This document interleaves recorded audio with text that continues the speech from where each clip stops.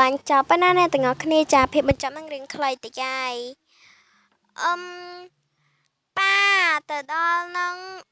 អូនចង់ថតរូប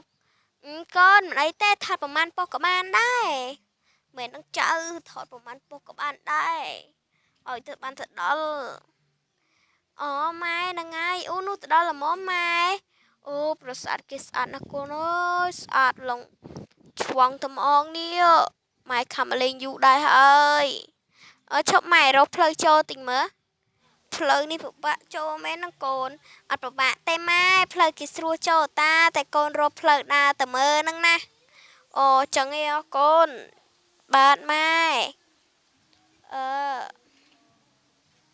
អូនេះគេមានសេសាសេអីប្រាប់ស្អីអូមកសេរីហ្មងម៉ែស្អាតណាស់មកលើកនេះគេអាប់ដេតថ្មីណាម៉ែអើយហ្នឹងហើយកូន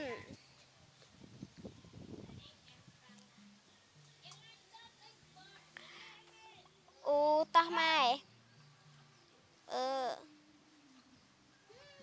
តាមអូប៉ាកាន់ដៃតោះយើងទៅមុនយាយកូនឯងម៉ែកូនឯងចាប៉ា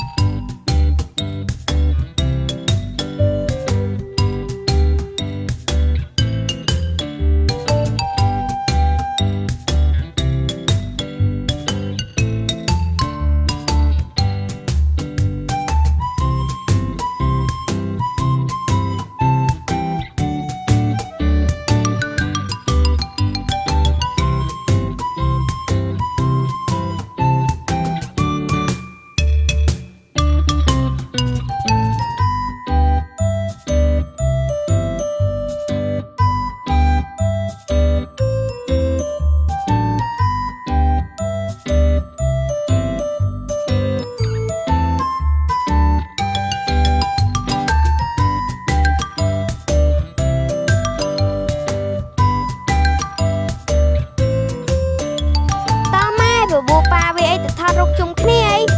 មែនតើកូនចង់ងាកបបួមកបបួមីចៅយាយចាក់អីមកបបួអស់មកនោះគ្នាថតរូបជុំគ្នាស្បាយម្ដងហ្នឹងហើយតើឯងទៅថតរូបអីហ្នឹងហើយឯងខ្ញុំក៏ចង់ថតរូបដែរអញ្ចឹងតោះថតរូបទុកជាអនុស្សាវរីយ៍អញ្ចឹងណាឯងយូរមកលេងម្ដងមែននឹងកូនអើយយូរមកលេងម្ដងម៉ែចាំកូនថត4 5ប៉ុស្តិ៍100ប៉ុស្តិ៍ក៏បានដែរម៉ែចង់ថត